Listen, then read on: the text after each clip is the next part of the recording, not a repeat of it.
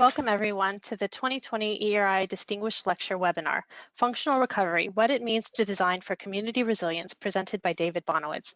I'm Maggie Ortiz-Milan, Program Manager at the Earthquake Engineering Research Institute, and I'll be moderating today's webinar. Before we begin, I would like to go over a few logistics. You can choose to listen to the webinar through your computer or your phone in the control panel. During the presentation, please submit your questions or comments in the questions panel. Today's webinar will last an hour and a half and it is being recorded. The recording will be posted on E.EERI's YouTube channel. A little bit about the E.EERI Distinguished Lecture Award. The annual E.EERI Distinguished Lecture Award recognizes E.EERI members who have made outstanding contributions to earthquake risk reduction. The award encourages communication and dialogue on important and timely topics. A few words about E.EERI's 2020 Distinguished Lecture. David Bonowitz is a structural engineer and a consultant on disaster risk reduction policy. His work links what engineers know to what policymakers, decision makers, and stakeholders need. He is an appointed member of the new Joint Federal Emergency Management Agency and National Institute of Standards and Technology Working Group on Functional Recovery of the Built Environment and Critical Infrastructure.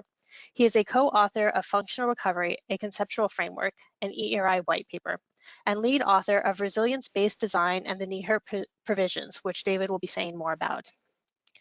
And as a reminder, David is available to host and contact him if you're interested in hosting the Distinguished Lecture with your group, and David will say more about that. So with that, I'd like to turn it over to David.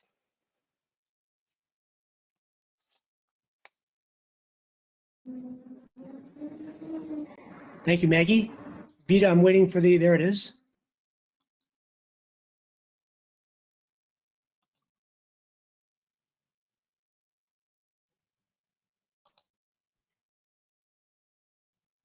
Okay. Good morning, everybody. Thank you very much. I'm so glad we were able to work this out as a webinar. And as usual, I just want to start again by thanking the E.EERI board for this incredible honor and for giving me the opportunity to talk about these concepts with the membership, and even with those of you who are not members. It's an interesting and exciting idea, and we hope to see it move forward. So the title again, Functional Recovery, What It Means to Design for Community Resilience. So you can see there is two bits of jargon that we're going to spend most of the talk talking about, functional recovery and community resilience.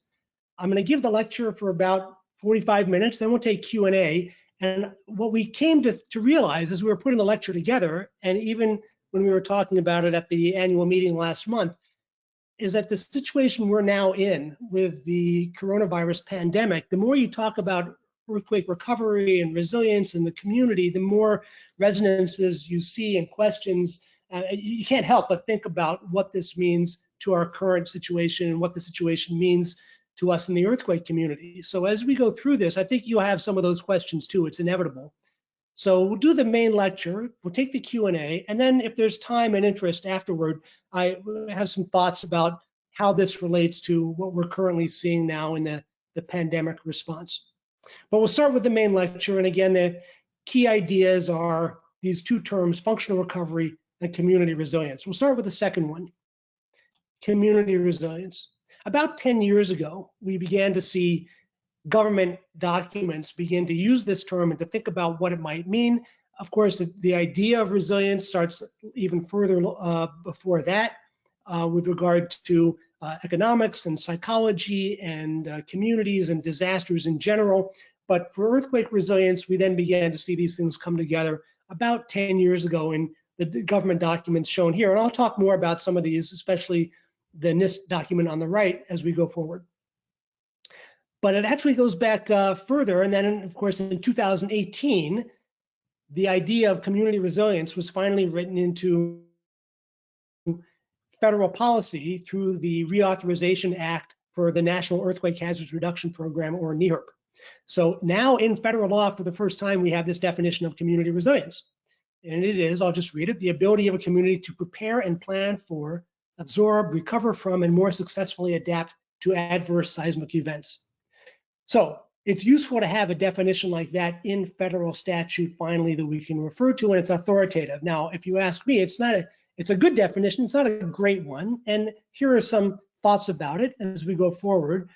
I have a quibble about language as usual. What does it mean to have the ability to prepare? I would like it to say the ability to absorb, recover from, etc., or just to have a to have prepared or to have a plan. So the ability to prepare seems like a needless confusion, but that's a quibble. The second point is that it talks about the ability of a community. That's good. We're going to talk more about that, but that's because it's talking about community resilience. Possibly resilience can occur at other scales as well. This is from M.EERI, so of course it's about seismic only, but in concept, the ideas also apply to other hazards and even to non-natural hazards. And the biggest question, though, is what does it mean for us as engineers? This is, you can see, a broad idea, very holistic about the preparedness of a community, but it doesn't really tell us anything about how to measure resilience or how to design for it. And that was really the question to our engineering community, is how do we plug into this idea? How do we plug into this movement, which is what it really is? So if we go looking now to the definitions of resilience as they go back, not just the 10 years to the government documents, but back even to 2003, and our colleagues at M.EERI, Michelle Bruneau and Kathleen Tierney and others who began to formulate this idea for earthquake engineering, and even as recently as down at the bottom of the list here, the 100 Resilient Cities Project, and our colleague Rebecca Labaren has been working on that as recently as last year and has a nice report about it. We can start to look at those definitions and how they have evolved and what they, if there's any kind of consensus or continuity among them. I just point out in the handout, which will be available after the talk, I have a long reference list with all these documents listed, and you'll be able to find them there. So the idea, though, is that it's not just government agencies who are thinking about this. The government agencies tend to borrow from each other and copy and tweak the basic definition I showed on the last slide. But as we begin to incorporate also other ideas from other organizations, I think that we can divine from these 4 common themes that we can use to get a better grip on what this resilience means. The first one is that resilience is not an attribute of buildings. We're used to working in the building world, but resilience comes from a larger perspective, and it is an attribute by these definitions of human organizations or social units, not an attribute of physical components like a building or a piece of infrastructure. It's primarily about the recovery of function, not just about safety. It's going to be measured in terms of time, which is new. It's not just a measure of damage. And it's going to be about some natural hazard. Now, there are definitions of resilience that go beyond natural hazard to talk about kind of systemic conditions. But for us, we find it useful to talk about the natural hazard as being the start of something from which we want to recover function. So from those 4 ideas, we might write kind of a more useful, I think, definition. And this is something that I use. It's not that important, but it kind of congeals together those 4 ideas. The ability of an organization or a social unit to recover its essential functionality in a timely fashion after a potentially damaging natural hazard event. So the 4 ideas are there. It's an attribute of organizations, not of buildings. It's focused on functionality, not just safety. We're going to measure it over time, not just as a measure of damage. And it's about a natural hazard event. So this is a definition for our own internal uses. The sentence is not as important as the 4 ideas, but even with those 4 ideas represented, it's still not telling us in engineering terms how to make sense of this. How does it relate to engineering? How do we measure it? How do we design for it? From that, we want to relate these 4 ideas back to where we actually, the status, the precedents that we have already in engineering. If you think about earthquake engineering, we kind of already have our own model, and our own model tells us that there are different categories in which we measure earthquake losses. Sometimes you hear them referred to as deaths, dollars, and downtime. In a less maybe crass way, we can flip those over so that the inverse of deaths is safety, the inverse of dollars is economy, and the inverse of downtime is these 2 ideas, reoccupancy and recovery time. These are the 4 categories of loss that we think of and that we already designed for, and they all stem from our ability to predict damage. We are better now than we've ever been at predicting the damage in a physical component like, but only when we add to the understanding of the damage something about the use and occupancy of that building, and I'm going to speak mostly today about buildings, do we get these 4 measures of loss? They vary by the use of the building. The same damage can mean different things in a building that has a different use or occupancy. So these are the attributes of individual buildings. And what you see here is, well, resilience is not on the screen yet. Why? Because if you think back to the 4 ideas, resilience is not an attribute of a building, it's an attribute of a social unit or a human organization. So if we can take these losses that we're now used to predicting or better than ever at predicting, and we add then the human or organizational qualities, now we can get the attributes of those organizations and social units. And there, finally, we see resilience. Now, this is my diagram. It's a way of making sense of how the broader concept of resilience as used out in the world relates to what we're familiar with in what we do with engineering. So what kind of organizations are we talking about? It could be a household, it could be a campus, it could be a corporation or a business, it could be a neighborhood, it could be generally the community. And when we talk about community resilience, that's the organization we have in mind. And when we talk about public policy, that's kind of the organization we have in mind too. So here's a general diagram. It's, again, my diagram. So nobody has made this part of a federal statute yet, but I think it's valuable and useful for relating the different ideas that come from the resilience movement generally and from our experience as engineers. So the first thing you recognize, of course, we've mentioned this already, is that resilience is not just safety times 2. It's not just bumped up safety or higher reliability of safety. It's a different idea entirely on a different line in the diagram because it's not even an attribute of a building itself. But if resilience is related to the attributes of individual buildings, it's not even so much about their safety. It's about the downtime. It's about reoccupancy and recovery. So those are the 2 first insights about what resilience means. And here's the example of why resilience is different from safety and is not just safety plus. Here's Velo Pizzeria in Napa, California, a retrofitted building. It went through an earthquake in 2014. And if you look closely, you can see on the door the red, yellow, green ATC 20 tags. Why there are 3 different tags is a separate question, but you'll see in a minute why. It's because the building itself did okay. But here's the sign on the door that says, our building is safe, the retrofit worked. We are closed only because of the building behind us. And you can see the red arrow there. So that building behind us gets them a red tag. So in this case, the building is safe. The building, you could even say, is maybe recovered, but the business itself is not able to reopen for business. And in this case, it happens to be not just because of the non-structural components weren't working in the building itself, but even something outside the building footprint had an impact on the recovery of that organization, that business. So this idea, if you now blow this up by a factor of 1,000, at Christchurch, New Zealand, where here is the downtown of Christchurch closed as a whole neighborhood for more than a year, in fact, for several years after the earthquake. Pretty much all of the fatalities from this earthquake came in 2 buildings, and yet we're now shutting down the entire downtown. So here, again, an example of why resilience and your ability to recover even in your building is a function not only of what you've done with your building, but also of what's happening in your neighborhood and outside the footprint of your building. So that difference. One of the other 4 ideas in that key definition of resilience is that we're going to measure it in time. So this also is not a new idea. It goes back almost 20 years now, or probably even longer, that we can talk about any building or component or sector of service in a community, and it has a pre-earthquake functionality or service level. The earthquake comes, it loses function, and then over time, it bounces back and eventually recovers. And this idea is called the resilience triangle. Sometimes you'll see it drawn as a curve, but in general, it's not really smooth at all. What we know from experience is that when you recover your lost function, it's going to come in spurts and it's going to have certain milestones. At the bottom of the diagram there, you can see those milestones that I call the reoccupancy time, the functional recovery time, and then full recovery. And even when you get to full recovery, you might not even exactly end up where you started.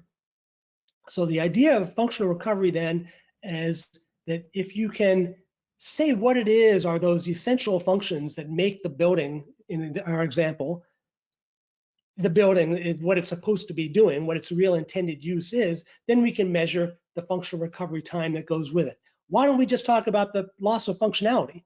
Why do we need this whole time scale in the first place? And the reason is because we make decisions over time. We feel effects over time.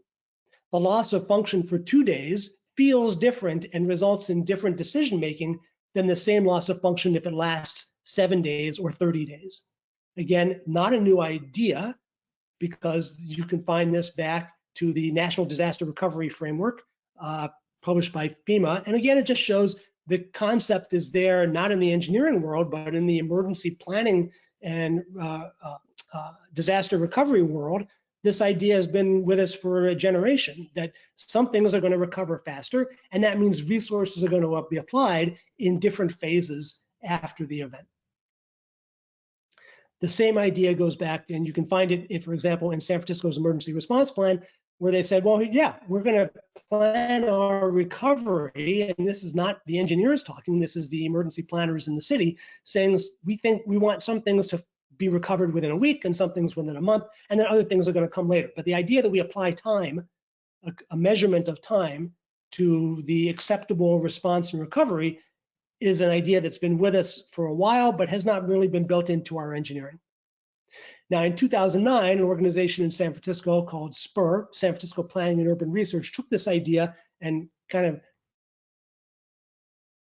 dug into it in some more detail and produced a chart like this, where down the side, you see different functions and services that represent a community activity or community function. And then across the top, you can see a timeline. And as we begin to fill this in, you can fill it in with your target or your goals for what you think the appropriate recovery time ought to be. So I'm going to show you in a minute here. Here's a simpler version of that same chart. Again, in a list of services or functions. And then we can associate with that a target recovery time that we think represents something acceptable as policy, or something to shoot for, at least. It's an idea. We don't know what the right numbers are yet, but the idea of communicating what our goals are in these resilience terms was new when SPUR took it and exploded it in that way in that table. So as a structural engineer, you should immediately recognize two things here. First of all, again, it's not about safety. It's about function, about being operational, being open, reopen for business, for example. And it's not even about the structure. It's about the use or the occupancy of the facility. So not about structure, but about occupancy, not about safety, but about function. That idea, concept of presenting it, where you have a list of services down the side and a timeline across the top, really caught on, and it became the basis for Oregon's resilience plan and for the state of Washington resilience plan. And we'll talk about this a little bit later, this community resilience planning guide. Again, services down the side, a timeline across the top, and then you begin to fill in the cells with what your goals are going to be. And this is a way of communicating what we think is both expected or acceptable, and laying out in clear terms what it is we're trying to shoot for. So that's the nature of resilience as it now exists, is to think about functions and their recovery times over a timeline. Resilience is a hot idea right now, but it's not the only good idea out there. One thing it's useful if you want to understand what resilience is. Sometimes it's useful to think also about what it is not, and it is not all these good ideas, which again by themselves all great ideas, but not necessarily what we mean by resilience. I spent some more time on this in a separate lecture that M.EERI has posted on YouTube. If you just look for Bonowitz M.EERI, you will find it, and going through some of the distinctions between good ideas that are not necessarily what we mean by resilience. I think it's important, if we want to be able to make progress, to be able to say in as clear a way as possible what it is we mean and what it is we don't. If we say that anything counts as resilience, then we're never going to take a clear direction. But all we have to do for us is keep in mind these four ideas. If you have these four ideas represented, then you're probably talking about resilience. So that was the first idea. Now we are into the second idea. What is functional recovery? And here I'm just abbreviating it as recovery, and there's a relationship to it. Again, the fundamental idea was that resilience was an attribute of organizations. Recovery is something that we're used to talking about as the downtime of a building or a physical component that we can predict from its damage. In a way, if you look at the title of this slide, there's an analogy to be made that community resilience is to the community as functional recovery is to an individual building or piece of infrastructure. But this idea of asking, how can we as the earthquake engineering community plug into the resilience movement? What can we contribute? How can we take what we know and make it useful to this emerging concept of resilience?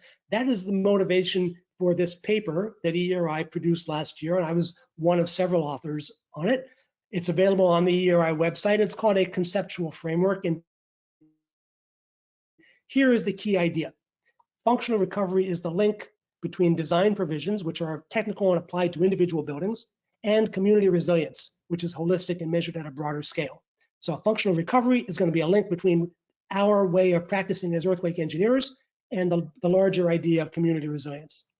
We can show that in a really useful chart that was produced by the M.EERI Consultants Group. I don't know anything about the M.EERI Consultants Group except that they came up with this really neat idea of describing all of the different things that were happening out in the world over the last 10 years that were calling themselves resilience.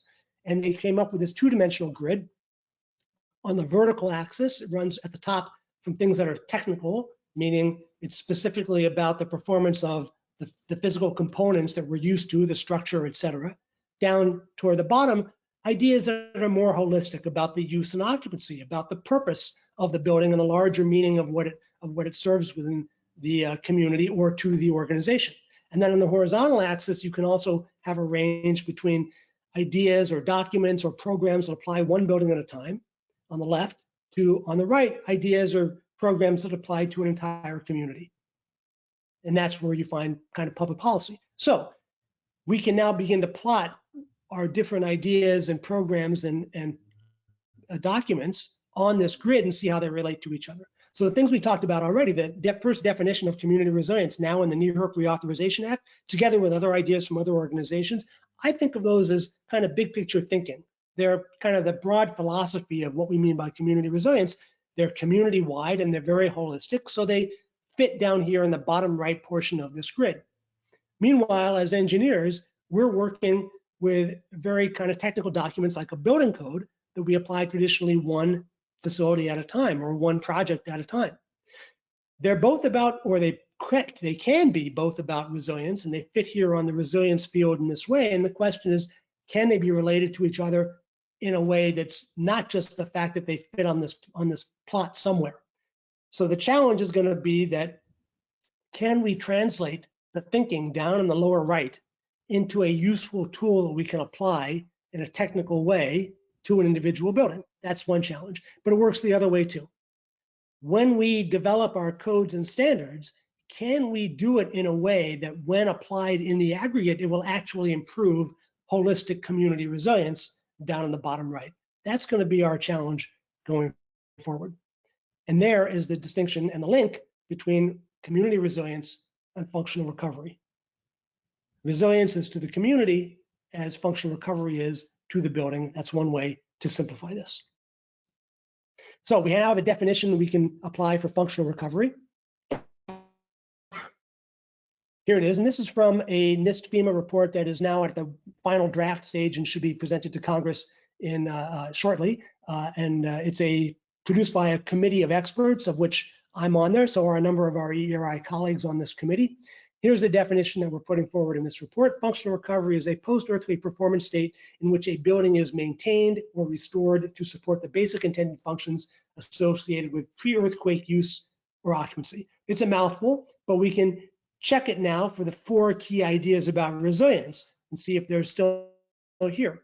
Okay, is it focused on natural hazards? Yes, it is. Is it focused on function, not just safety? Yes, it is. Is it an attribute of an organ? No, it's an attribute of an individual building. So here we see the distinction between resilience, which is an attribute of an organization, and functional recovery, which is how we're going to translate that into how we design an individual building. And then the last one was what? It's about measuring this in terms of time. And you don't see that in this definition at all, because what we've done is borrow a concept from performance-based engineering where we can, one, define the performance state, and then separately define an objective that goes with it. So, second definition from the same forthcoming report, a functional recovery objective is when you achieve that performance state within an acceptable time following a specified earthquake, where the acceptable time might differ for various building uses and occupancies. So here we get that fourth idea of building in the idea that there are acceptable recovery times or target recovery times for a given building to achieve its functional recovery. So now we have those two definitions, which together with the previous Meister group diagram can relate functional recovery to community resilience like this.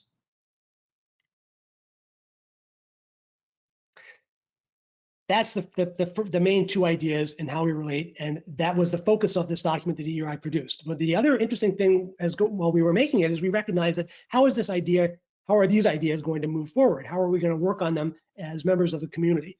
So we identified 4 different issue areas where we think this work is going to have to be done. I'm going to talk about each one of them in a minute. They're all interrelated. But one of the key ideas in this functional recovery white paper from E.EERI is that while they are all interrelated, they're probably all going to progress independently because they're going to be tackled by different groups. Researchers are going to work on some things, building officials are going to work on other things, emergency planners are going to think more about the policy and the definitions. And the key thing is to not be paralyzed because we don't have all the answers before we move forward. It's really going to be tempting to say, well, we can't write the policy until we know how the implementation is going to work, or we can't write the technical standards until we know what the policy is going to be.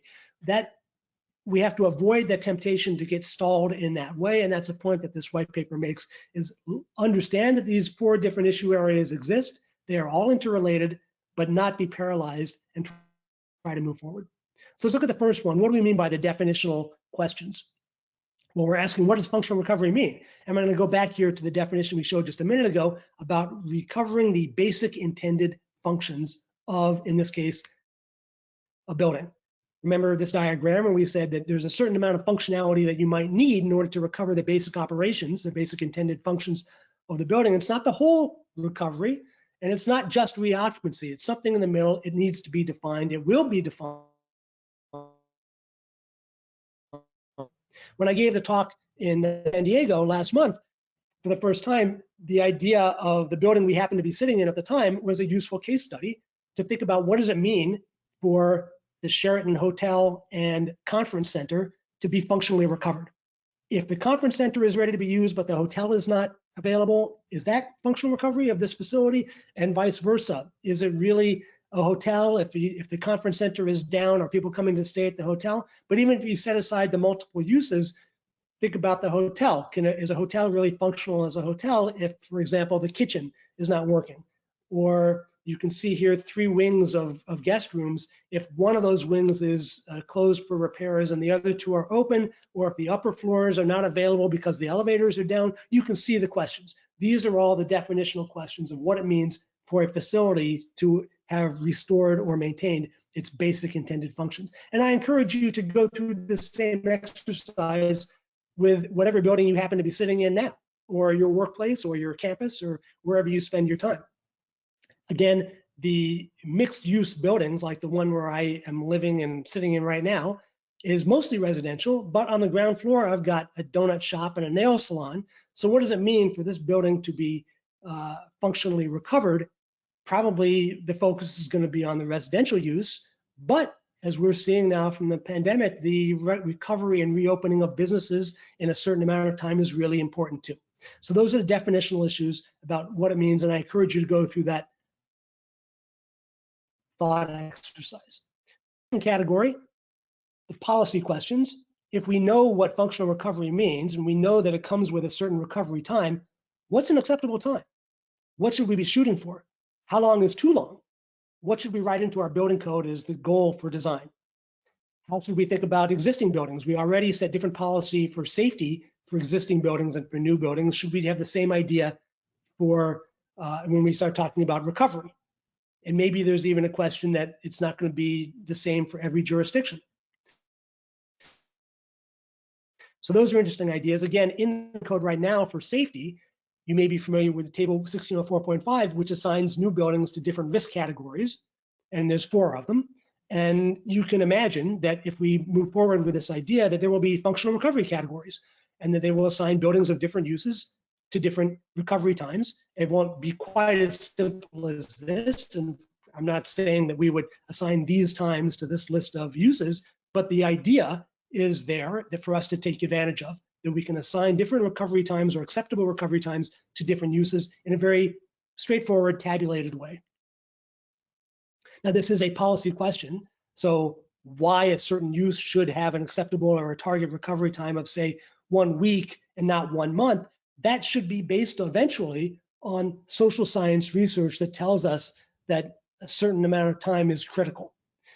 In the interim, and what we even long term, we know that these policy decisions are normative. They represent the preferences of a community, and they may vary from community to community. So we understand that. But these, again, this is the second category of issues, the policy category. Here is San Francisco, and I have circled there a hotel, and that's because this is also a hotel, and that, and that, and these. Because in San Francisco, hotels are really important. Tourism is a huge industry in San Francisco. So maybe San Francisco would end up setting a different goal for its hotels than it would for than another city would. So that's an interesting idea that comes out of thinking about the policy question. Maybe it would, maybe it wouldn't, we'll see. The third category of issues is the technical one. So if you know that you want to achieve functional recovery in a week as a matter of policy, how do you do that? How do you have any assurance that you will get there? What drift criteria are you going to have? What research do we have to support that notion? And how would you write that into a code as a technical criteria that can be applied in design? Those are the technical questions, and we actually have a method for working those out. I'm going to talk about we can borrow from what we know in performance-based engineering about defining an objective, and that's a way of translating the bigger question and the definition of functional recovery into measurable quantitative terms. So if you're familiar with performance-based engineering for safety, you'll recognize a performance objective like this. It's not written into the code this way, but basically what we're saying is that the probability of collapse, which is how we gauge safety, should be small given some design earthquake, typically 2/3 of the maximum considered. So by analogy, we can write a performance objective for functional recovery in the same way. Here, we're no longer talking about collapse. We're saying, what is the probability that the actual or expected recovery time will be longer than the acceptable time? So the probability of a bad thing happening, that should also be small, maybe a different probability, given some other design hazard. Now it's that, so the format of this objective is very familiar, but we have to plug in the blanks because we don't know what they are yet. And this is part of the issues of developing the technical criteria. It's not even clear that the design hazard, we would use the same one. Then of course you have to build in the definitional questions so you know what the scope of design is going to be. And then we have the analysis procedures and the quantitative criteria. We have a method for doing that, and it's called the code and standard model, where we develop a technical standard like ASCE 7 for the engineers who are watching. You'll be familiar with that. And then we adopt that technical standard in the building code as a matter of policy. And we can follow the same idea as we make progress in functional recovery. This paper that I'm showing here is a new paper approved for the next edition of the M.EERI provisions, which was published soon. It's available now online. It won't be in the provisions themselves. It will be in what's called part 3 as a resource paper, kind of laying out a potential future development for the M.EERI provisions.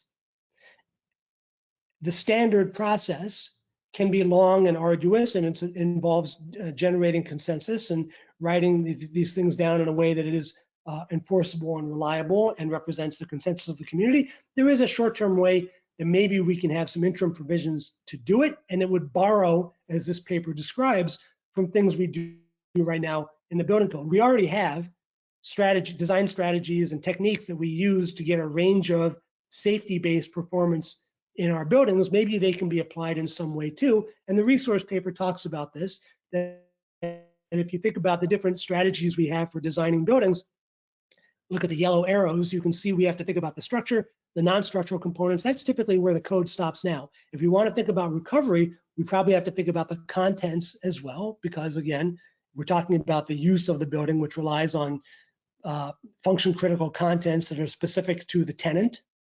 And we may even have to think about infrastructure in a way that the building code doesn't currently typically think about them now. So 4 different categories, but we have design strategies for them. And then what's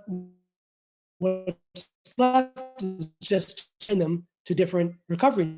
That if you want, for example, a functional recovery time of 1 day, if that's set by your policy, you would have to do the following things. If you have a functional recovery time acceptable of 1 week, maybe you don't have to do certain things, you have less to do. So conceptually, the M.EERI paper describes how we can take the strategies we already have, add to them some strategies that we know we're going to need for contents and infrastructure, and begin to assign them to recovery times. And this might be what a future functional recovery-based code might look like. That's the technical issue set. And the fourth category of issues is the implementation one. I won't spend a lot of time on that, but you can imagine all the questions that will come up about trying to do design differently with a different code. It's entirely possible that the buildings themselves will not change. If, as a matter of policy, you set your functional recovery time goal as 1 month, well, probably you can achieve that now with a lot of new buildings. So would the building itself have to be different? Probably not. But the terms we would use to describe its design and who we would have do that and what kind of is being implied in terms of quality control and how you would do your calculations, that's the implementation side, and that has some implications there as well. So that's the fourth issue category. So there are those 4 different issue categories. There are 4 ways for E.EERI members and non-E.EERI members who are interested in this to participate as the ideas develop into the future. When does all of this start? It starts right now. It started already. I am laying out here just a conceptual vision of where I think we can potentially be as we develop these ideas going forward. Within a year, some things can be done right away. Voluntary work can be done right now. Leaders in this field are already applying some of these ideas to their own projects and departments and programs. Over time, as the leaders lead, that makes it easy for the followers to follow. And by followers, I mean other engineers who will follow what gets written up in papers they read. And it also means other cities who will follow the lead of the cities that don't mind being out on the cutting edge. Also, in a few years, we should be on the path toward turning those best practices that develop from voluntary use into following the code and standard process into a design standard, starting perhaps with the NEHRP provisions. And then eventually, maybe this is pie in the sky, maybe it's optimistic, but if we do this right, in 10 years, we may find that designing for recovery in with some kind of a resilience-based code is going to be routine, so routine you won't even recognize it. In the same way, right now, if you apply the code and you don't know better, you don't know exactly what it's saying about your safety and your collapse probability because that's not written in the code. But we know it's there. It's in the background and it's got a lot of basis to it. In 10 years, we could be in the same place if we do this right with a recovery-based design or resilience-based building code. And if we have that, then it can become the basis of policy either at the local, state, or maybe even the national level through FEMA. So here are 8 ideas I'm going to talk about in the remaining time, things we can do now. And you can see I've color-coded them to match that 1-year, 5-year, 10-year timeline. The first one is we can just do it. If you're an innovative engineer and you have a client who's interested, you can go ahead and just try to do this. Try to design for a functional recovery time. That's what leading firms do. Here I'm showing 181 Fremont. It's been written up in a number of places, designed by our colleagues at Arup, intentionally designed to limit the recovery time.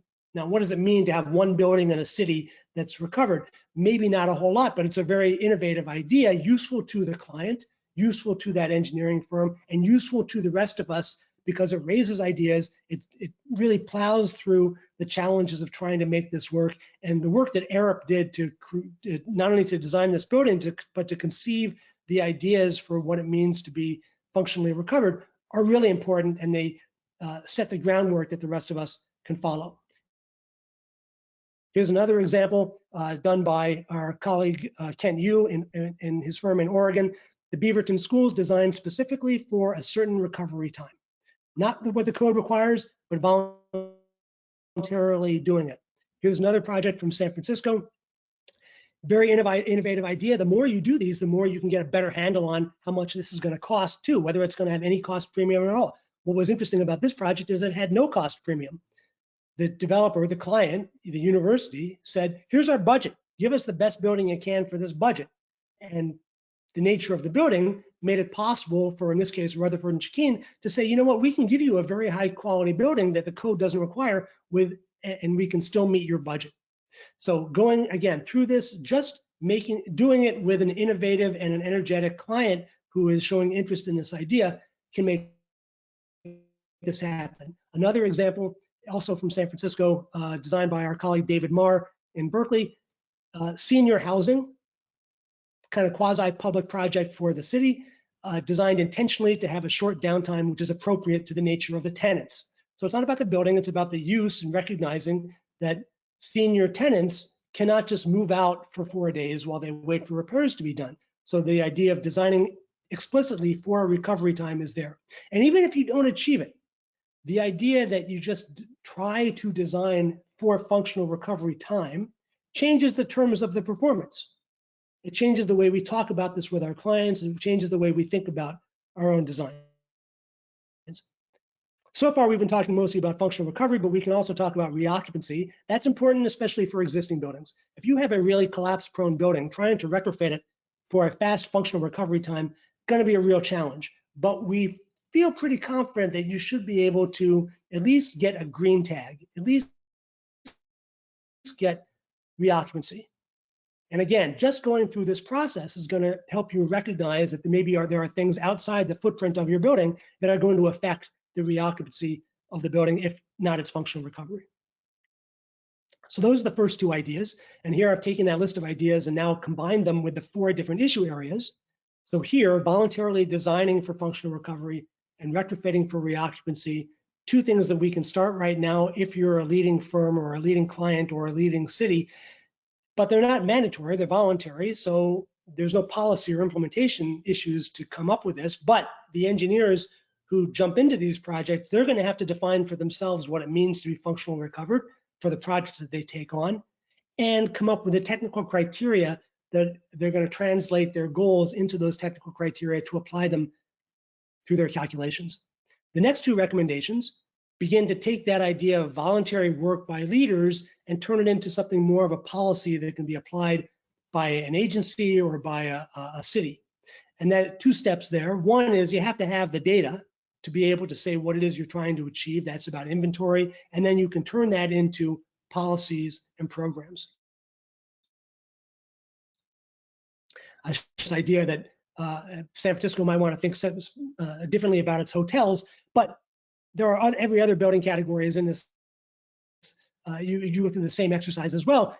A big one, of course, in every city is housing. Some examples here: multifamily housing, single family housing. But again, it's not about the structure type, it's about the use. This high rise is housing too.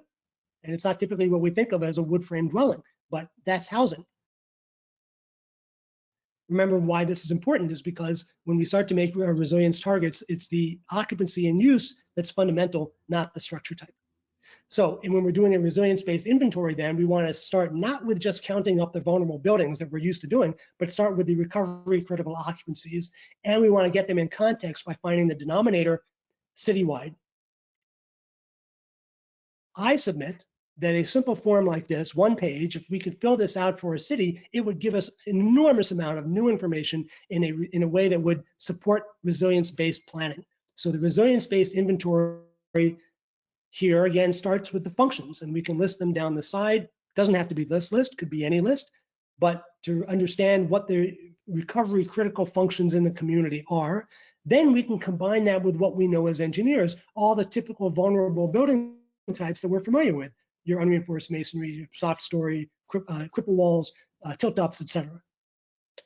An important column here is the other column on the far right, because traditionally we just count the bad buildings. But if we're really interested in the occupancy, what we want to make sure is we count all the buildings that serve that occupancy, even the ones that aren't historically bad performers.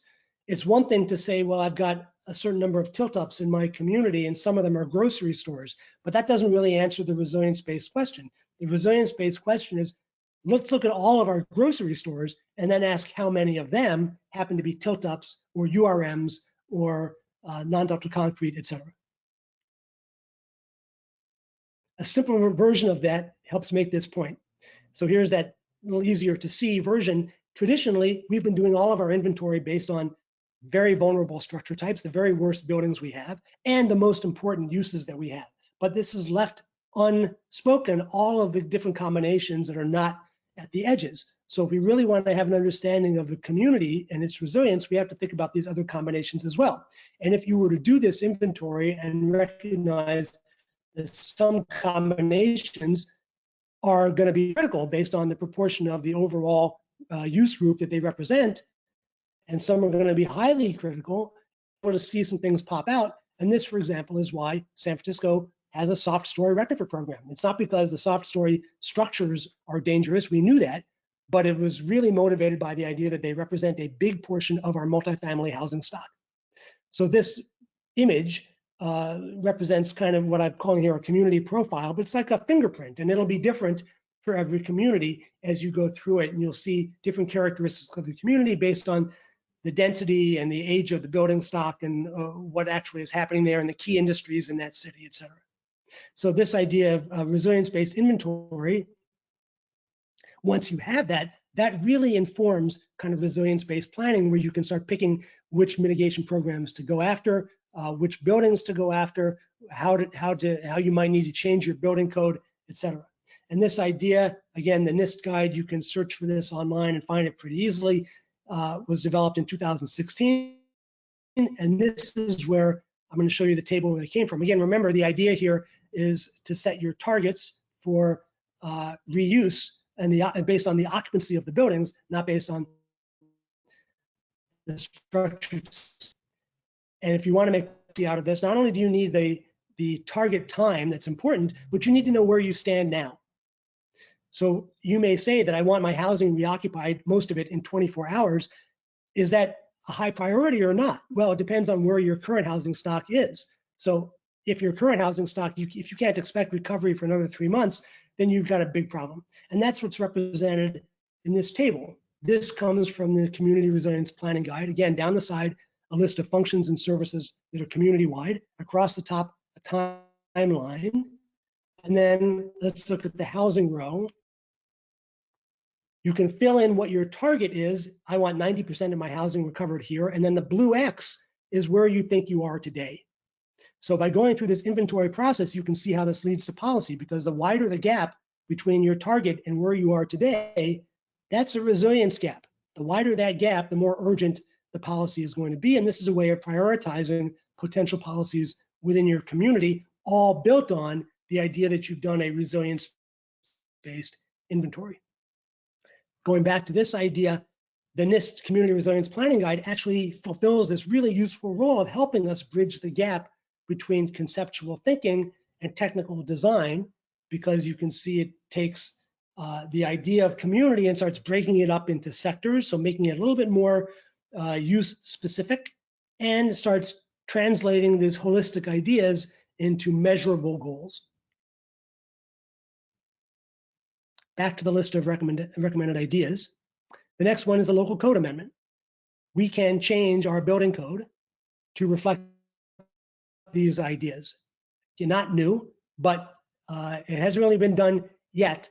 In San Francisco, you can find actually in city policy, in the community safety element of the general plan, it actually says, you know, our new buildings should be built for better seismic performance. How do we understand that? Well, we can easily understand it in terms of better means let's also talk about recovery time and reoccupancy. And when San Francisco wrote its resilience plan in 2016, they got even more specific and said, you know, our building code ought to be amended so that it covers also not just safety, but also post-disaster usage and occupancy.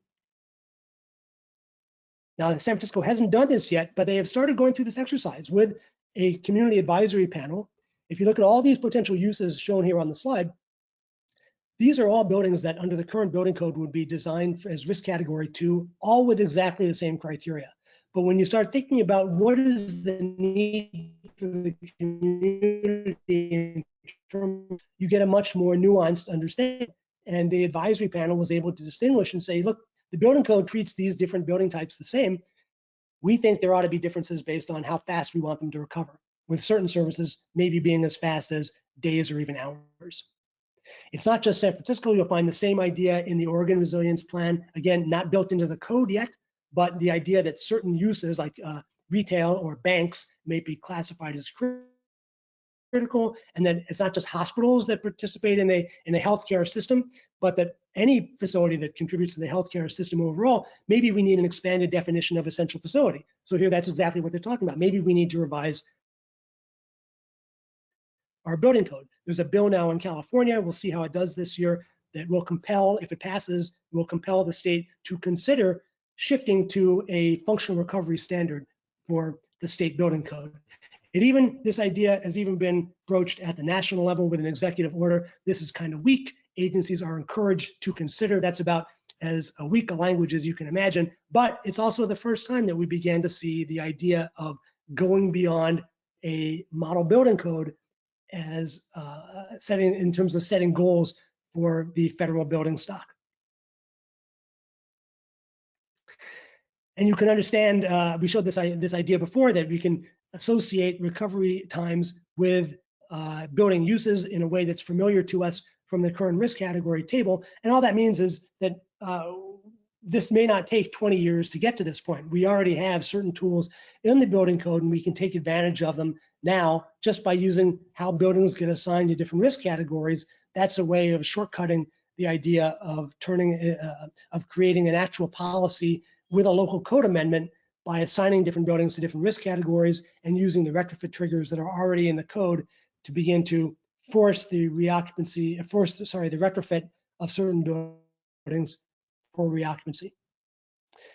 Next idea is to go beyond just design. There are other things that we find we may need to hit a fast recovery time that are not about designing the structure of the non-structure. And I put these in two categories, one as kind of public policies for the jurisdiction, and one for the individual owners or developers of buildings. On the jurisdiction level, it just helps to have a recovery plan. You ought to have a recovery plan. If you're going to want certain functions to recover faster, there's one thing to design for them, but you also have to be there to make sure that as a jurisdiction, you can be there as the building official to give permits, to expedite repairs, to maybe grant waivers for certain things during the recovery period, to work mutual aid with other jurisdictions to make sure you can do inspections and get buildings tagged fast. All of these things expedite the recovery of the community, and they should all be done independent of building design as part of a jurisdictional recovery plan. And there's this document, the National Disaster Recovery Framework, a newer edition in 2016 that talks about some of these ideas. As an individual tenant or business or building owner or developer, you don't have to wait for the jurisdiction either. There are things that you can do to enhance or to supplement what you're getting out of the actual structural design. And these include just having a continuity of operations plan, making sure your insurance does what you think it's going to do, and it's going to respond the way you think it is. And this idea of BORP, Building Occupancy Resumption Program, again, comes from San Francisco. And it's the idea that you're going to have certain services on retainer that can, as soon as the earthquake happens, you don't have to sign a new contract. They're there, they know what they're going to do, they know how they're going to inspect your building, and you have them all that arranged in advance. These ideas, some of them were discussed in this ATC report from 2018. So we're getting down to the last two items on my list of recommendations are recovery-focused research and model code development. I won't say much about them at all. These are things that I'm not saying that they are going to start 10 years from now. They're going to finish 10 years from now if we start them today. But these research plans and the code development, they already have robust processes that go with them. So they take a long time. Just very quickly, one thing I'll say to the researchers who are watching, every cell in this matrix is a research opportunity. Which critical facilities should be on this list? Which typical facilities should be on this list? How should they be broken apart? How are they going to perform now? What is the appropriate time? How much of a certain use needs to be recovered within a week or within a month before you have some tipping point and an emergency turns into a disaster? Those are all research opportunities. Finally, on the code development, again, this is generally a 10-year process, but we have a model set up to follow. It's the code and standard model I talked about before, and I should also want to add that ICC, under the leadership of our colleague Susan Dowdy, has also begun to think about how ICC can get involved to make this happen maybe a little bit faster than the normal process, or to at least begin to roll out the ideas to building officials who are their members. Keeping in mind that, again, the overall building code development challenge is right here on this diagram. The purpose of a recovery-based or functional recovery-based building code is so that in the aggregate, when it's applied, it will contribute to community resilience. So to sum up, talked about these two new ideas, community resilience and functional recovery.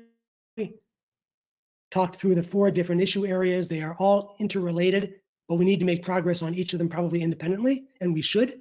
And you may find that you're more interested in some than others, so go for it. And then finally, 8 recommendations spread out over time, probably the most important of which is that if you're a leader in your community, it's time to lead. We need you to lead, and the decision makers, we need them to let you lead by showing us the best examples. Stick your neck out a little bit. That's what it means to be a leader. So we'll stop there for a Q&A, and then we'll see how much time we have to talk about the pandemic if we want to. So I can turn it back to Vita to moderate, or to Maggie to moderate the Q&A. Great, thanks, David. We do have a few questions. So first, how is the concept of functional recovery time different than the downtime used in performance-based earthquake engineering? It's not that different. It's really the same idea. If you're familiar with the newer documents that come from FEMA ATC 58 and FEMA P58, they have tried to intentionally build in the idea of downtime and to be able to predict it. One of the challenges there, and you'll find this discussed in the forthcoming NIST FEMA report, is that it's really hard. It is so hard, it's much harder than you think to actually predict what is going to cause the downtime of a building. So what you'll find in FEMA P58 is that they're really predicting repair time. And repair time, if you can predict the damage, you can say how many crews it takes to get into a building and how long it takes to patch, chipboard, and how long it takes to replace an air handler. That's repair time. It's not exactly the same thing as functional recovery time, but it's the current surrogate that we have. But it's a good question. We've been struggling with this idea of trying to predict the downtime, and the idea of thinking through this is going to shed light. There's actually a new ATC project trying to think through this in a little bit more detail in a way that hopefully we can begin to predict. With you've probably seen tools like SP3 and the work of Professor Vesna Terzic is thinking about this as well. So keep your eyes open. Right now we have repair time. That's what's built into FEMA P58, but we know that that's not quite adequate. And as we understand the ideas more, we'll develop some idea of how that relates to actual downtime in a measurable way. Great, thank you. Next question is from Ken Elwood. There is tremendous uncertainty in predicting functional recovery in a particular time frame. Can you comment on how to address this uncertainty when trying to set functional recovery design provisions for buildings? Yeah, well, Ken, thank you. It's kind of the same question as before, and we know, again, that P58 did the best they could with and kind of punted to repair time, and that there's new work going on. I'm going to see if this works, if I can exit out of this. There it is on the list. What we would do, two things we would do, tools that we already have. One is we're going to rely on the leaders in the field through volunteer projects to set this up. This is what happened a generation ago with safety.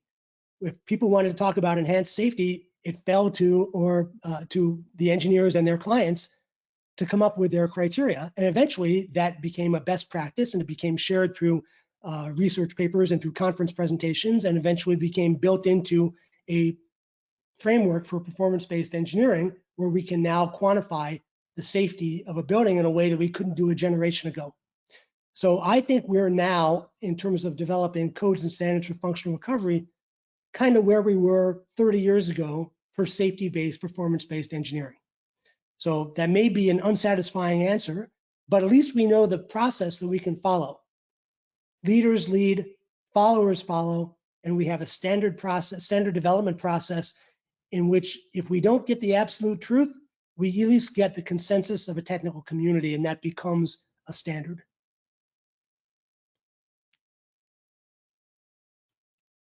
Great. Like any Next, standard, put a finer point on it.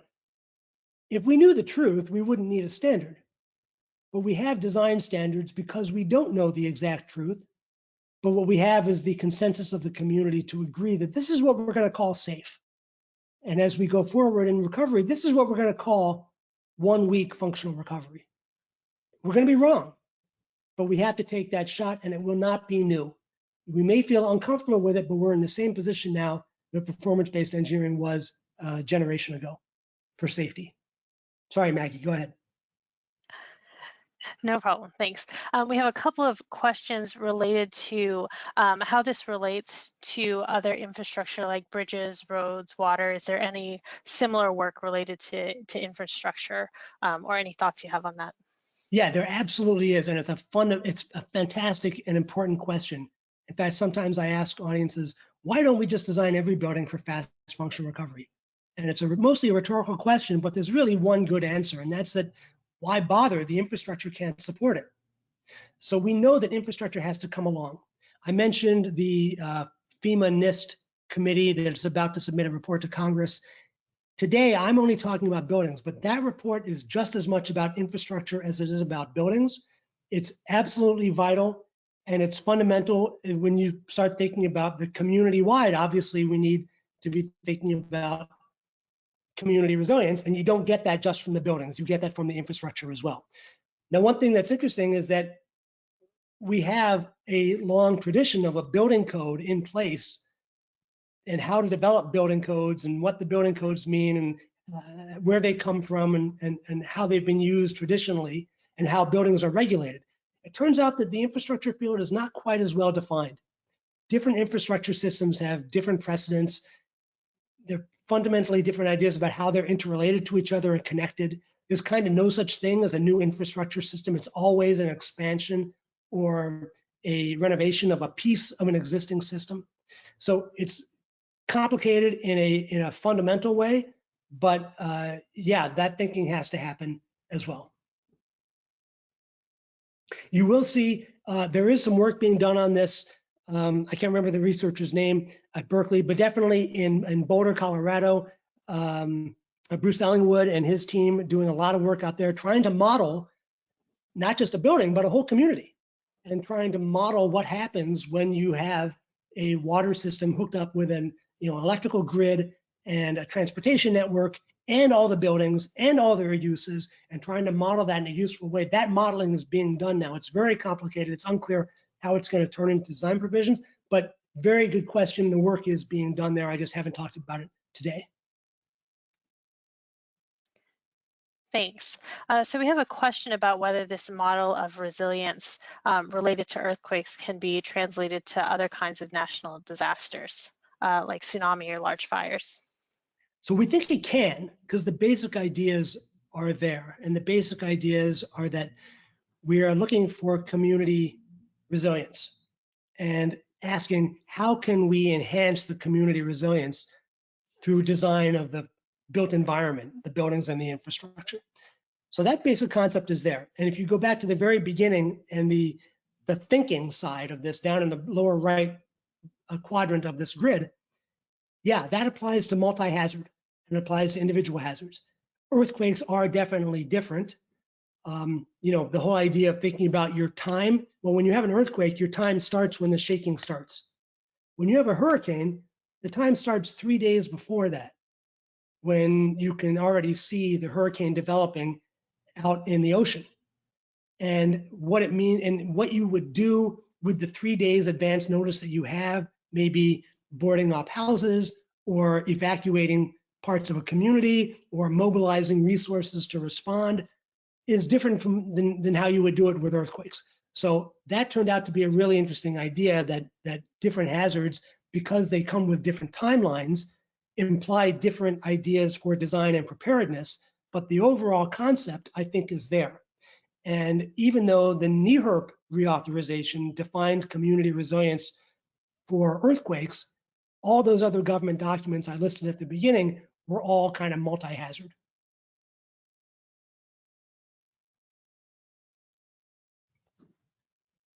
Great. Next question. To what extent do you think it would be easy to apply the concept of functional recovery in design codes, given that kind of classic force-based seismic design is strongly anchored in practice? Well, it's not as anchored as you think it is. It's not as anchored as it used to be. I'm going to go back to this slide. Where is that? Oh, I can't remember where it is now. Hang on. That we have strategies right now. For example, a building that's designed for risk category 4, that's already kind of implying that it wants a fast recovery time. Where is that? I'm looking for the chart about how to translate those design strategies into recovery times, and I'm not finding it right away. Sorry about that. Well, let's go back to this. If you think about it, we already have design strategies that can give you a risk category 4 performance. Risk category 4 performance is basically immediate occupancy and operational performance right away with 0 hours. That's the design criteria we already use for hospitals, fire stations, emergency operations centers, air traffic control, et cetera. So if we're happy with those, and maybe we're not, but if we are, then that's already a starting point for what we think it takes to have a building that is ready to functionally recover quickly. So we're not that far away.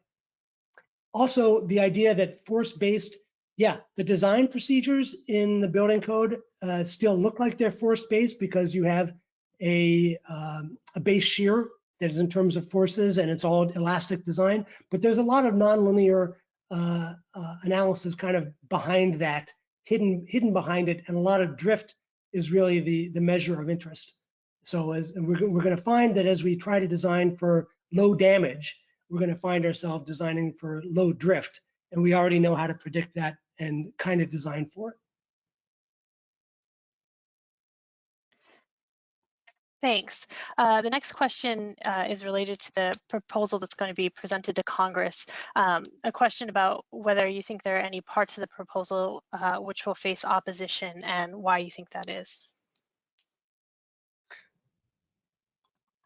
I'm glad you asked this question. Well, we know the question that's always asked first, and you know what it is too. It's how much will this cost? And the answer is we don't know because it depends on how you pick your performance objective. Again, I kind of hinted at this in the middle of the talk, but it's worth going through now.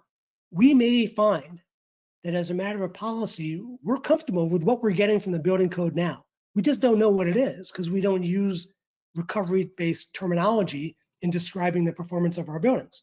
So one of the first steps, and it's part of the research idea here, is to understand what we're actually getting from our current code design buildings in terms of functional recovery time.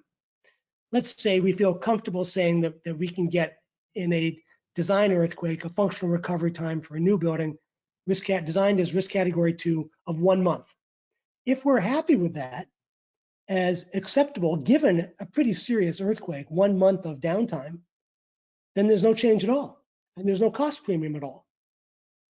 So that's how, in one way, the answer is it depends on what we're happy with.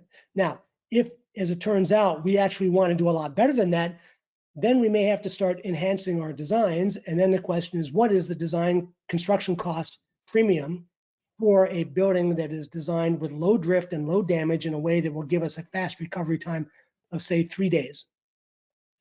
We have some case studies now out there that show that this can be done for a very small premium on the order of 1% to 2% construction cost, initial construction cost. And I gave before those 4 examples of voluntary projects that are being done now.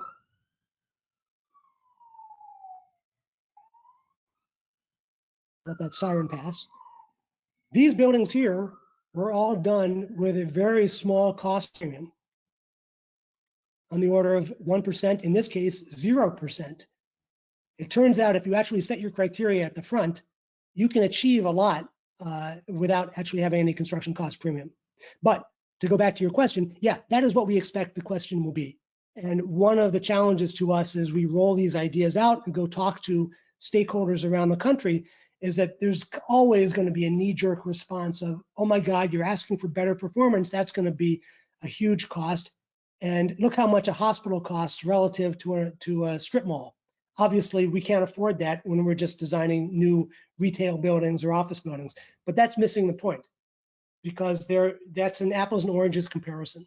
We understand that that's the first comparison people are likely to make. So it's going to be important as we roll these ideas out through research and through case studies and through these voluntary projects like the ones I'm showing, to be able to demonstrate the feasibility of doing this, achieving an acceptable functional recovery time with a very low cost premium. We think it's doable. It depends, of course, on the goal you set.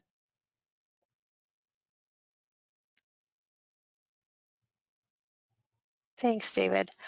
So you mentioned one example from Napa, and we have a question about if there's been more thought given to the effect of neighboring structures on functional recovery time of another structure. So in terms of the resilience, right, which is the ability of the organization like the business to recover, we know that that's important. The question is, how do you build that into a design criteria for an actual building? And right now we don't really. Right now, the only thing the building code says about adjacent buildings is stay away from them. You know, you have a certain minimum distance you have to be from the adjacent building. When you're evaluating existing buildings, there's like one line in ASC 41 that says, have a look at your adjacent falling hazards. So we know that that's important. The question is, if we wanted to be more explicit about that, because we're thinking about the case of that pizzeria, we would write into the evaluation criteria or the design criteria that you have to be accountable for what's happening nearby. I actually think that adjacent buildings is not going to be as much of an issue as you have to be accountable for the shortcomings in your infrastructure grid. Because when you design a new building, you have no control over, the gas pipelines that are bringing natural gas to the building, or the water or the sewer. That's not something that you get to design. So there are those externalities, and they are important in how we build them in. Hopefully, and this goes back to the infrastructure question, if enough people do this, it will still be worthwhile to design your building for your functional recovery goal, with the assumption that unless you're designing it to be functionally recovered immediately, in which case you have to provide your own backup infrastructure anyway, you'll be okay to rely on the recovery time of the local utility and rely on the performance of the adjacent buildings. But again, those are the externalities that make this a much more interesting topic than when you're just doing design of a single facility standing alone in the middle of a field. Great, thanks, David. So we do have many, many questions, and I don't think we'll be able to get to them all. Any unanswered questions we'll pass along to David. But David, we do have several questions related to the current pandemic and how that's influencing thoughts about resilience. So maybe this is a good time to transition over and let you kind of move to that section of your presentation. Does that sound okay? Okay. Sure, let's do that. And I know we're a little bit short on time. I'm going to try to do this, and then we'll leave some Q&A open at the end. So I prepared a couple of slides because, like you, I've been thinking about nothing but this for the last month, and trying to think about what it means to the work that we're doing. Because as professionals, we spend all of our time thinking about rare events that are potentially disastrous and trying to communicate our ideas to policymakers in ways that convey enough technical information, but also represent the choices that they have to make. So start with some caveats. Obviously, earthquakes are not pandemics. Earthquake damage is not contagious. Specifically, earthquake damage does not expand exponentially. So we got to keep those differences in mind. Second, what we're dealing with now around the world and definitely around the country is similar to having dozens of simultaneous natural hazard events all happening at the same time. That's not what we're talking about when we think about earthquake resilience. Similarly, we're kind of beyond in the earthquake engineering world, at least in the United States, beyond the idea that any earthquake is ever going to cause 70,000 deaths. So I want to make sure we're not being flippant about this when we talk about focusing on functional recovery as if safety and death is not an important issue. It is. And it's not, it's a different category of a challenge that we will have to deal with from what we're dealing with now in the pandemic. But as it happens, this idea that we've kind of already solved to the extent we can, or to the extent that is practical, the safety problem with earthquakes in the United States, definitely in California and the West Coast. I mean, every couple of years, somewhere in the world, there's an earthquake that kills more people than have been killed in all US earthquakes combined from the beginning of time.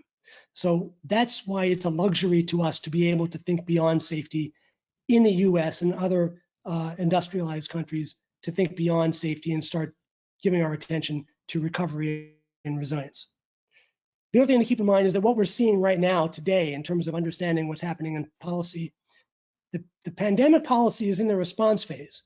What we're thinking about is how to prepare for the response phase with programs that would involve mitigation in the preparedness and preparation phase. And that's not where we are now in the pandemic. But with those caveats, again, we think it's possible to take lessons from what we're seeing. And I'm not commenting here on whether the current pandemic policies are good or bad or the right ones or should have been different. I'm asking, what can we take from our observations of what's happening, and how do they give us insight to what we're already talking about in terms of earthquake resilience and recovery? First one is clear.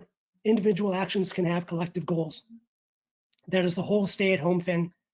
We all have to individually stay at home because that is the way we protect the whole community from the transmission of virus and from the exponential growth of the infection. And that's the same idea as this whole slide. It's about how designing individual facilities for functional recovery has and should have collective goals. So there's a real good parallel there. And the idea of thinking about going through this crisis with the pandemic, I think, is giving people a new understanding of what it means, how the interrelationship between individual actions and the community response.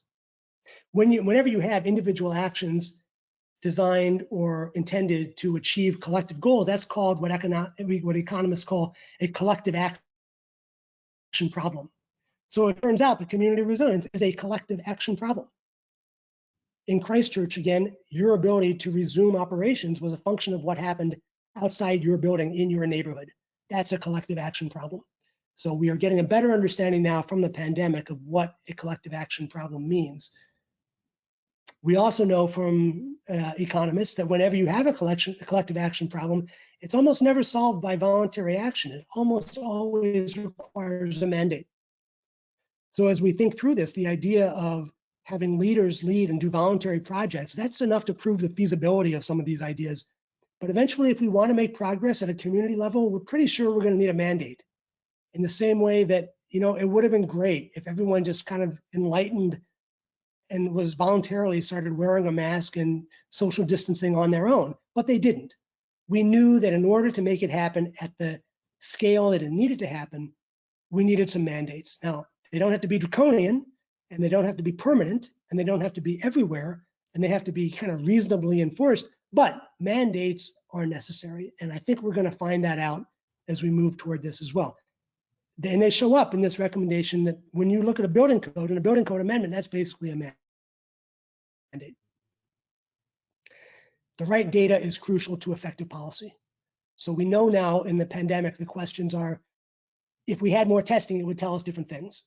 If we tested only the people who showed up that were highly symptomatic, it told us some things about them, and maybe that was necessary to do given the resources that were available, but we needed to expand that testing and think about it in a different way, to be testing the asymptomatic and to be doing what the epidemiologists call surveillance testing, which is not even diagnostic testing.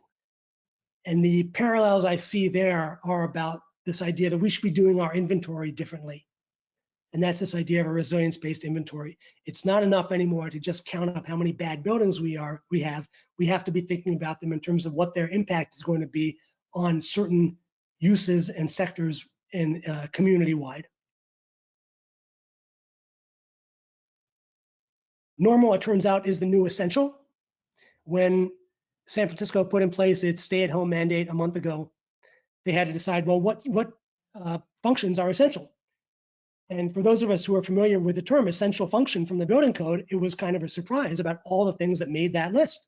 Here's my building, and I mentioned before, I've got a donut shop and a nail salon in the ground floor of the building. Well, the nail salon was not essential, but the donut shop is. Why? Because it's somewhere on that food supply chain. Now, we may think of that as silly, that it's not exactly a grocery store, it's a donut shop, but that leads us to understand that we have to think more carefully about what we put into certain categories as essential.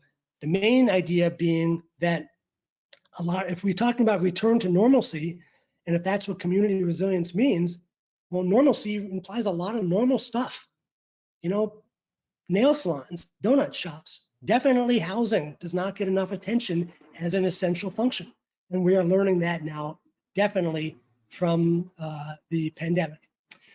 Not only that, we're learning that these normal uses are all interdependent and that there's a lot more nuance to them. It's a real temptation for engineers to start writing down which uses should be should have a recovery time of 1 week and which one should have. That's be a huge mistake because we as engineers don't know that. And a good example of that is I had no idea until just recently that there are actually two almost completely separate food supply chains in the United States, one for wholesale and one for retail. And it is very difficult, it turns out, to shift one over from wholesale to retail. And that's why farmers are dumping milk and plowing over their fields, because they're just not set up to supply the consumer level grocery stores. Had no idea about that. Those are the kind of things that we're going to learn as we try to think about what are the essential uses and what are the appropriate recovery times for certain buildings. It's going to be more complicated. That should not stop us from moving forward, but we know that's complicated.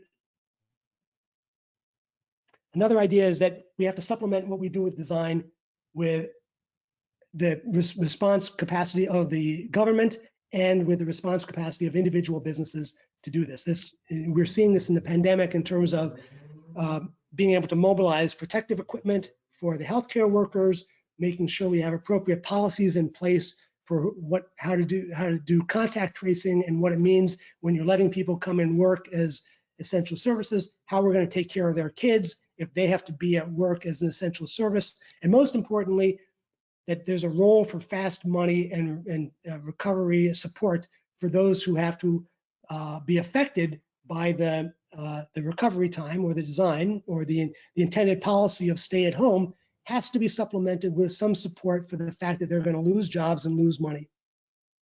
We're going to see that in the earthquake world as well. We know that if you have assistance programs in place, but they're not fast enough, it's not going to help.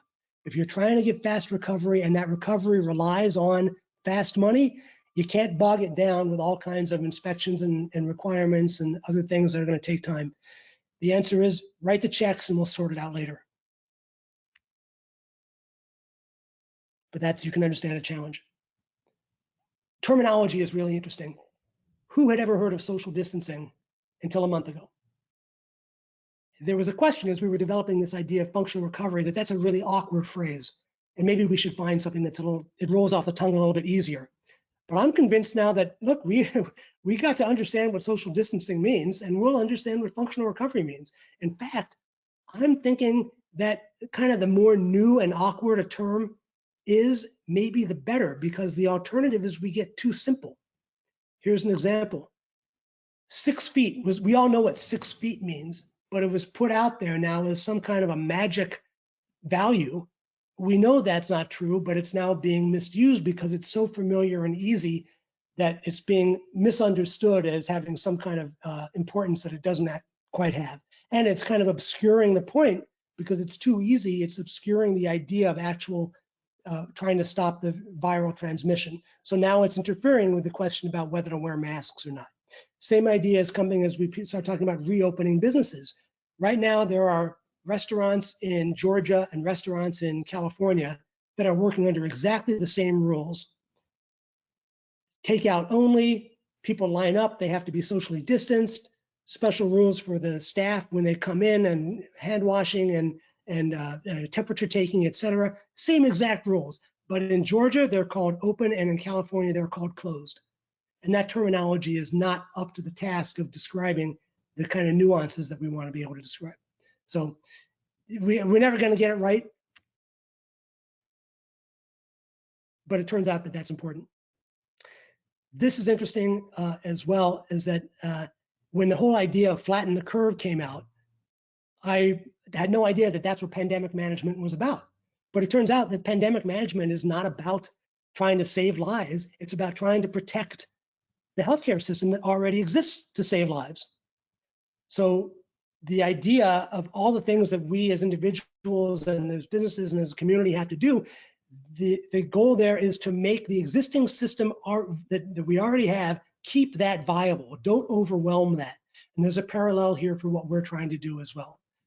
The goal of our mitigation and the goal of setting appropriate recovery times is just to make sure that the community can recover. So we have a response plan, we have a recovery plan. We want to make that feasible by making sure that we have fast enough downtime and we have enough mitigation to do that. So I see some parallels there, that it's not about making everything perfect.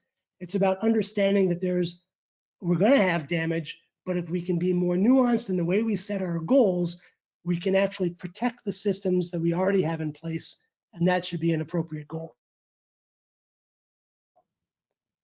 Having said that, it becomes a real challenge, because even though everybody at the beginning understood that the idea was to flatten the curve to protect the healthcare system, as time went on, we began to see people saying, well, yeah, but this is costing us a lot of money. And they began to, let's get a benefit cost analysis going. And unfortunately, all the attention they gave was to the cost side, forgetting that the goal was to protect the healthcare system. And they would just begin to focus on the cost. Meanwhile, on the other side, people started saying, well, but there's too many deaths. We can't stop doing all of our social distancing because look at the number of deaths. And I think they've also forgotten that the idea was that we already have a healthcare system that's supposed to address the health and keep the death low. And the idea of the stay at home and the social distancing is to protect that healthcare system, but it's not the only thing, that there's some individual responsibility as well. So it's a nuanced idea, but I think we're going to see that happen as well when we start talking about resilience and everyone says at the front, oh yeah, we get it. It's okay to be shut down for a month. We're going to write that in our building code. We think that that's okay. And as soon as the earthquake happens, you can guarantee we're going to see people saying, what did we do? That was too long. Or we made this too expensive, and they will have forgotten the goals that they agreed to at the beginning. We kind of know that's going to happen. And one of the reasons that happens is because not only are we going to be wrong, but the goals themselves are going to change. From this, the resilience triangle is the idea that you don't always end up where you started. This is gets really into the politics of what we're seeing, that the goals will shift and that each side is now accusing the other politically after the period of real urgency had passed, saying, well, how do we recover? And then people will accuse others of trying to throw in, well, you're trying to do more than recover. You're trying to throw in your usual Democratic agenda or your usual Republican agenda. And we're going to see that happen too. And we know that because after New Orleans and Katrina, when you started writing a recovery plan, all of a sudden, all the other ideas that have been kind of brewing in the community for years about, well, really, we should redo our overall, land use planning in New Orleans. And then they got put on the table, and that just confuses and makes everything more difficult. But we know that that's going to happen. And in a way, sometimes you think maybe in this country anymore, we don't even make progress without a crisis in some way. But that's going to be a question. And that is why in the definition that we're writing into the FEMA report, it's in there, it says the idea is to recover what? The pre-earthquake uses. So we're intentionally trying to avoid the question of what do we want to do different when we're in the recovery mode. But we can say that we know it's not going to be that way. We know after the hazard event happens and it becomes a disaster, people are going to want to start to build in other ideas that have been out there that they haven't been able to get done previously. The last idea is this: let leaders lead. And it's kind of the first recommendation. We see that now, and without getting into the politics of who's ahead and which cities did what, we know that there are technical experts out there, and we know that the politicians that they work the best with are letting them speak and are following their ideas. We are in that position as the technical experts, and we ought to be prepared to encourage the leaders in our community to go forward and lead. And we also got to be ready, because we're going to be called upon in ways that maybe we didn't think we were. Last slide. I think the pandemic is going to have some positive, some negative, and some new ideas it's going to raise for us.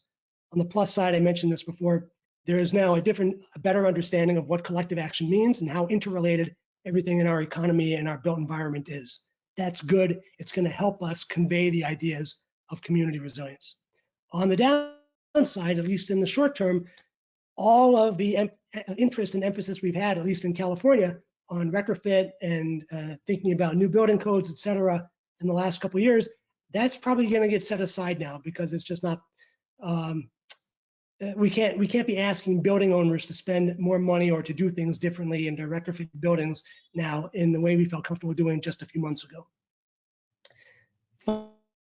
Finally, this last idea, one of the things I'm most taken with in watching the pandemic roll out is, again, the interrelationship of the technical communities, meaning the researchers, the academics, and the practitioners, and the political communities, and how they convey their ideas and what they're being asked to contribute to the process. And in particular, the idea that data is available every day about how many people are being tested and how many are dying and how many ventilators are being used. There must be some infrastructure in place to produce that data and some requirement to roll it out in time. I don't know if we have that. I don't know if we're ready to do that. But I think that challenge is going to be on us if we want to talk about improving the recovery, is to make sure that we have the data available, not only in advance, but to be able to present what is happening in real time after an earthquake. I know EERI's Learning from Earthquakes program is thinking about that, and they really need to be supported and challenged to think about how to roll that out. This is my last slide.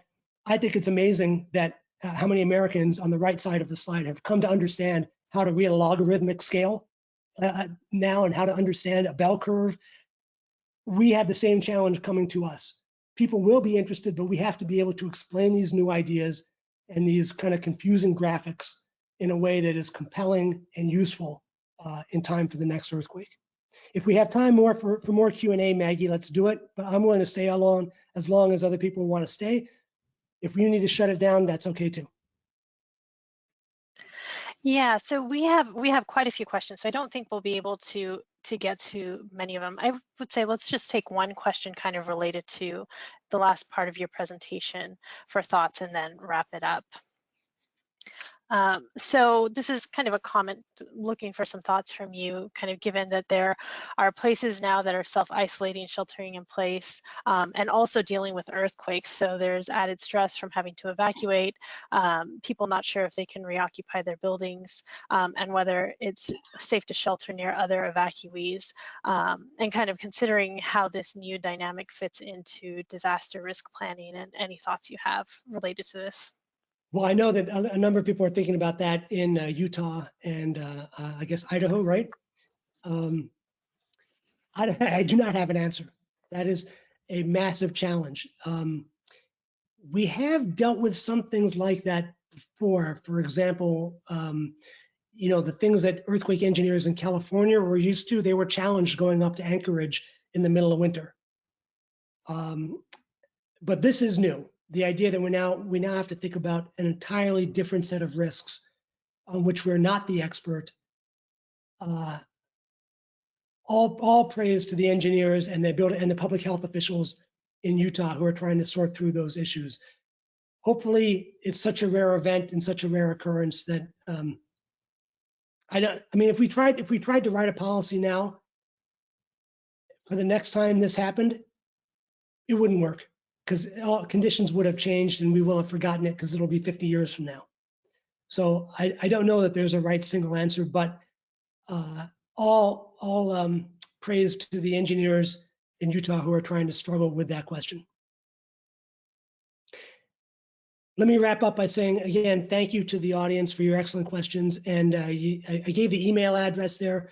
If you want to either invite the lecture or just have a question that we didn't get to today, feel free to email me. And again, thank you to the E.EERI board for this incredible honor and for the opportunity to talk about these ideas. Maggie, back to you. Great, thank you, David, and thanks again for that great presentation. We want to, before we end, we just want to let everybody know that we do have two E.EERI webinars coming up. On May 26th, we'll have a webinar on lessons learned from the E.EERI New Zealand Travel Study Program, and a registration link for that webinar will be included in the follow-up email. Also in May, we'll have a webinar on the preliminary observations and findings from the Palu, Indonesia Earthquake and Tsunami Resilience Reconnaissance Team, and more details about that webinar will be coming soon. So finally, we just want to say thank you for attending this webinar. PDH information for the webinar will be provided in a follow-up email. Please complete the post-webinar survey to provide your feedback. You can learn more about E.EERI at eeri.org. If you're not already an E.EERI member, please see the follow-up email for more information about how to join. To find out information about upcoming E.EERI webinars, you can check the E.EERI Pulse newsletter, which you can find on the E.EERI website.